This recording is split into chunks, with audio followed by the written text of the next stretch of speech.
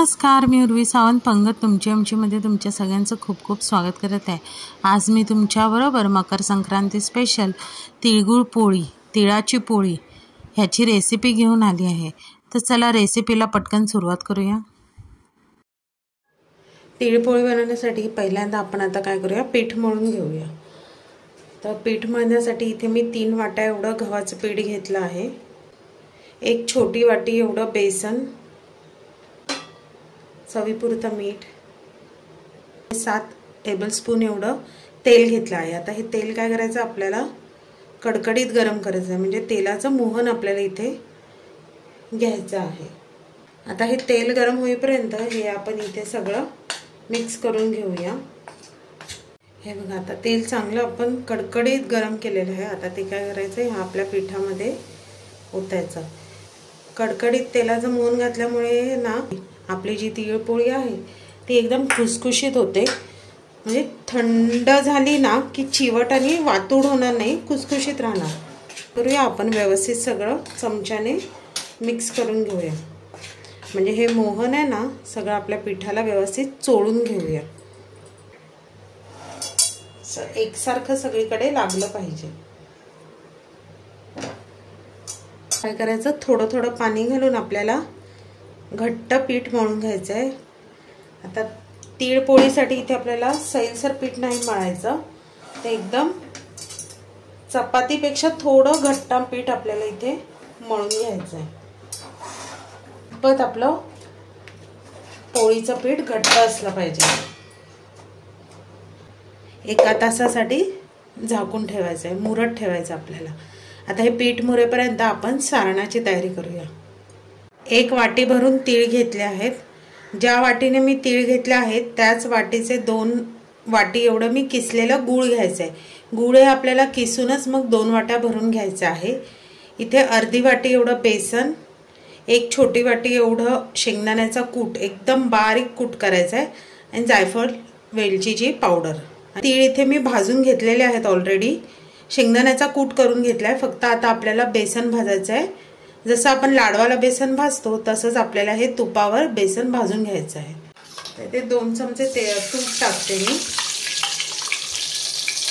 आणि त्याच्यावर आता आपण बेसन आहे ते भाजून घ्यायचं आहे।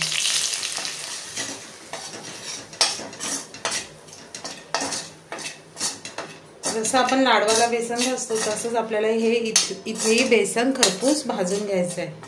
हे बघा, बेसन आता आपलं मस्त असं खरपूस भाजून झाले। आता काय करायचं, हे बेसन पूर्ण थंड व्हायला द्यायचं, आणि मग ह्याच्यात आपण आता नंतर बाकीचे पदार्थ एक एक करून ॲड करायचं। एकदम थंड झालेले आहे। आता त्याच्यात काय करायचं, आपण शेंगदाण्याचा कूट, तीळ, चिरलेला गूळ, वेलची पावडर, ही सगळी काय करायची, मिक्स करून घ्यायची। हे बघा, आता हे मिक्स केलेलं आहे। आता हे काय करायचं, एकदा आपल्याला हे सगळं मिश्रण मिक्सरमधून बारीक करून घ्यायचं आहे, म्हणजे लाटताना काय आपली तिळपोळी जी आहे ती फाटणार नाही। हे बघा, हे आता असं मस्त मिक्सरला बारीक करून झालं। आता काय करायचं, हाताने आपण ह्याचा एकत्र असा एक गोळा बनवून, असा गोळा झाला पाहिजे। 1 तासाने बघूया आपलं पीठ बघा चांगलं मुरलेलं आहे। थोडंसं तेल घालायचं आणि पुन्हा 3 ते 4 मिनिटासाठी थोडं मळून घ्यायचं। ही पोळी लाटण्यासाठी तांदळाचं पीठ वापरायचं। तांदळाच्या पिठावर काय पटपट पोळी आपली असते ना ती सरकते। आता पोळी लाटताना पिठाचा गोळा मोठा आणि त्यापेक्षा निम्मा हा पुरणाचा गोळा असला पाहिजे।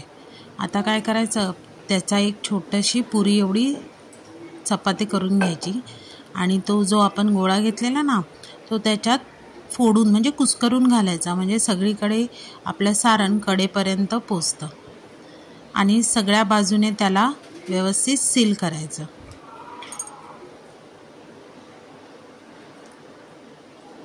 आता काय करायचं, हलक्या हाताने वरती प्रेशर द्यायचं, आणि हे दोन्ही हाताच्या मध्ये घेऊन आपण ती पोळी व्यवस्थित दाबायची, म्हणजे कसं आतमधलं पुरण कडेपर्यंत पसरतं।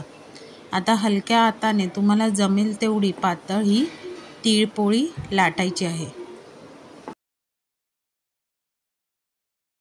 आता तव्याचा गॅस मीडियम ठेवून वरती तूप लावून त्यावर आपण ही पोळी घालायची आणि दोन्ही बाजूने आपण तूप लावून आलटून पलटून खरपूस भाजून घ्यायची।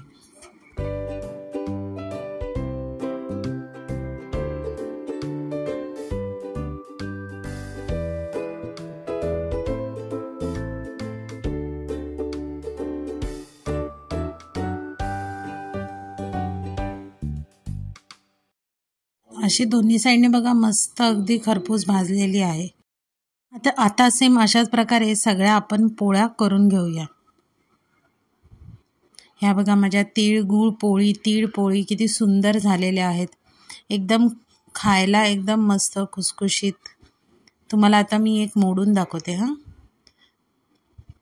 आता ही गरम गरमच आहे तेव्हाच मी मोडले, थोडी थंड झाली की ती आणखीन खुसखुशीत होते।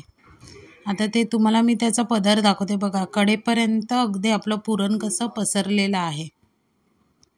मग ह्या संक्रांतीला तुम्ही नक्की ही माझी तिळगुळ पोळीची रेसिपी करून बघा। रेसिपी आवडली तर रेसिपीला लाईक करा, चॅनलवर नवीन असाल तर चॅनलला सबस्क्राईब करा आणि नवीन व्हिडिओच्या नोटिफिकेशनसाठी बेल आयकॉनला प्रेस करायला विसरू नका। तोपर्यंत मस्त मस्त राहा।